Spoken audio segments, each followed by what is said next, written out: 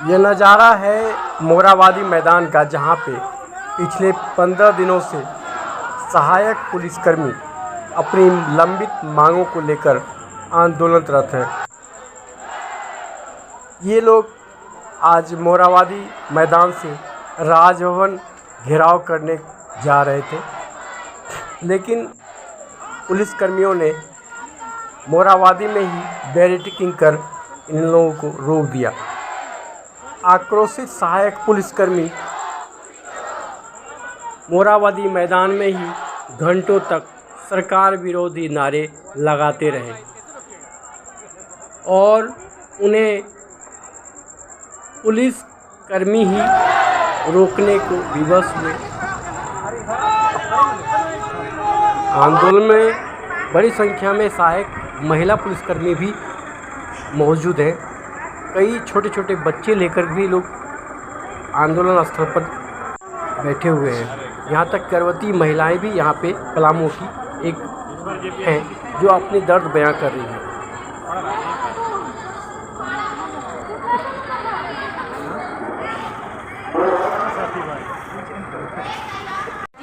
वो कुछ भी करें बट हम लोग जाने वाले नहीं हैं। आगे की रणनीति का भी हम मेरे बच्चों की नहीं बताइए, जो है सभी पता ही है, आप लोग ऐसा नहीं है।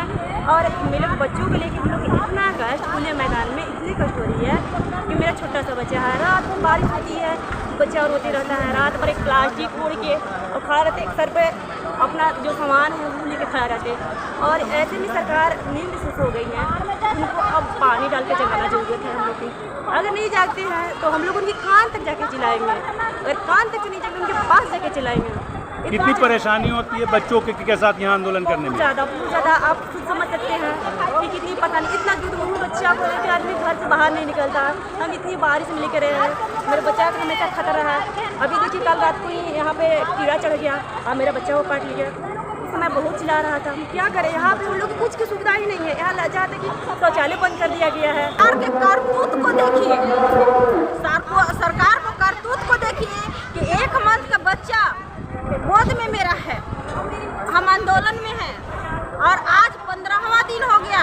सरकार हम लोग के एक वार्ता तक करने नहीं आई। यहाँ तक कि सरकार अपने कोई सचिव का, कोई उनका कार्यकर्ता, सहयोगी कोई नहीं आया है। परिवार वालों का कोई संदेश आया कि बच्चा लेकर, उतना छोटा बच्चा लेकर आप आंदोलन कर रही है, किसी तरह का कोई परेशानी? भैया दिन भर में 10 बार फोन आता है कि कैसा बच्चा है, कैसा है, ठीक हो।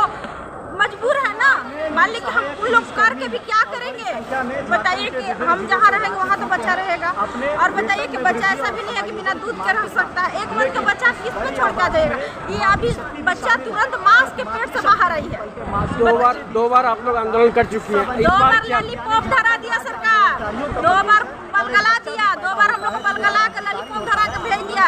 यहाँ तक पहला में मिथिलेश ठाकुर आए ना मोती खाने। मिथिलेश ठाकुर जब वो करार, उनका बाप का विश्वास नहीं है तो उनका बाप का क्या विश्वास होगा? वो आए और कहे कि हाँ तुम लोग से जो वार्ता करके गए थे उस पर हम अटल है। बोलते हैं कि सरकार के पास पैसा नहीं है, सरकार को घर से देना है क्या है?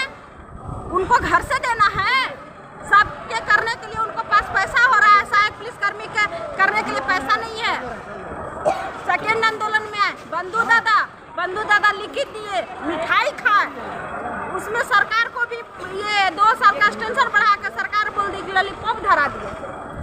कहाँ पोस्टिंग है आपका? मेरा पलामू है और अभी देख रहे हैं कि कितना परेशानी से हम लोग झूल रहे हैं। बताइए कि हम आप लोग भैया सरकार से पूछिए ना कि आखिर उन लोग को प्रति चाहते क्या है। ठीक है, आप हैं ना, सत्ता में हैं, आप आइए ना। सहायक पुलिस की अगर जरूरत नहीं है तो आप आइए और आप बोल दीजिए कि हाँ आप लोग को जरूरी नहीं है, वर्दी वाले को जरूरत नहीं है। हम लोग टोटल वर्दी यहाँ जलाकर और आपके सामने उतार कर हम लोग चले जाएंगे। आपसे दोबारा नहीं बोलेंगे कि हम लोग का काम करिए। 7 साल पहले बहाली किए थे सरकार और 10,000 में ही खटा रहे हैं। जिस समय बहाली किए थे उस समय हम लोग अनमैरिड थे, बाल बच्चा नहीं था। अब तो बाल बच्चा परिवार बढ़ गया, 10,000 में चल भी नहीं रहा है। और हम लोग यहाँ कितना परेशानी हो रहा है आप लोग को यहाँ आंदोलन करते हुए? आसमान में काफ़ी परेशानी हो रहा है, बच्चों के लेकर तबीयत खराब हो जा रहा है, बारिश से बच जा रही है। खाना पीना नाम बता दीजिए। चीज़ के लिए मोनिका कुमारी हुआ, हम चतरा जिला से हैं। सुनने कहने में गंभीर दिखती है, लेकिन जो जीवन में सहायक पुलिसकर्मियों के जीवन में फलाफल महसूस होना चाहिए, इसका लाभ महसूस होना चाहिए, एक और असमंजस गुमराह की स्थिति में लाकर खड़ा करके हमारे जीवन के साथ, भावनाओं के साथ खेलने का प्रयास कर रही है। सरकार एक अघोषित क्रूरता अपना रही है। बाहर से तो लग रहा है कि हमारा सिंपैथी है, दिस है, दैट है, लेकिन अघोषित क्रूरता और एक हिटलर शाही अपनाया जा रहा है। और छोटे छोटे बच्चे गोद में शीश दुर्मुहा बच्चे के साथ, उनका भविष्य के साथ, उनका हर जीवन के साथ, उनका दूध के साथ, उनका भरण पोषण के साथ खेला जा रहा है। तो क्या कदम होगा आखिर, कैसे हम लोग खोने के लिए कुछ नहीं, अब जो लेना है या देना है फाइनल है। हम लोग मोराबादी में या तो आप जेल में डाल दीजिए, या तो मार पीट के मुआ दीजिए, यहाँ कब्रिस्तान बना दीजिए। सर हम लोगों की मांगे हैं कि हम लोगों को अस्थायी कर दिया जाए, और जो वेतन है सर, जो सरकारी दैनिक जो वेतन है कम से कम वो कर दिया जाए। तो क्या सरकार क्या कह रही है? मुख्यमंत्री जी ने पिछले दिनों कहा था कि सरकार आपके प्रति संवेदनशील है, और ये तभी हो सकती है जब हम लोग मिल बैठ के बात करेंगे। तो सर वार्ता का कोई माध्यम होना चाहिए, अगर वार्ता का कोई मध्यस्थता या माध्यम न बने तो हम लोग कहाँ जाएंगे? सही बात। आज के ज़माना में हम लोग इतना क्या उम्मीद लग रहा है कि सरकार सुनेगी आपकी? सरकार सुनेगी तो भी और नहीं सुनेगी तब हम लोग की आर पार की लड़ाई है, स्वाभिमान की लड़ाई है, वर्दी की लड़ाई है, जंगल पार के बच्चों की भविष्य की लड़ाई है, अधिकार की लड़ाई है, गुलामी के विरुद्ध ये लड़ाई है। जिस तरह नक्सली लोग नक्सल प्रभावित क्षेत्र के बच्चों का शोषण करते रहे, उसी तरह 7 साल झारखंड सरकार भी हम लोग को बहला फुसलाकर 7 साल शोषण की है। क्योंकि आज के ज़माना में अगर लेबर कुली का भी जो काम करता है उसको दैनिक मजदूरी 500 रुपये मिलता है, प्लस 6-7 घंटे का काम करता है। इसके साथ साल भर के अंदर वो ट्रेंड हो जाता है, जिसको 1000 रुपये हर महीना मिलना शुरू हो जाता है। हम 7 साल से काम कर रहे हैं, इस विभाग में पढ़े लिखे हैं, इसमें 80% लड़कन जो है ग्रेजुएशन पास किया हुआ है, हर चीज़ हम लोग पास योग्यता है, फिर भी सरकार को पता नहीं क्या है। साथ साथ हम लोग झारखंड के मूल निवासी हैं, मूल स्थानीय निवासी हैं। अब तो सरकार जानेगी क्या संवेदनशील है या नहीं, हम लोग तो आस पर अड़े हैं। आंधी धूप पानी में कैसे गुजारा हो रहा है? परेशानी तो है, सारा चीज़ की परेशानी है। बरसात में खासकर यहाँ रहना तो परेशानी है, खासकर महिला लोग भी साथ में है, परेशानी है।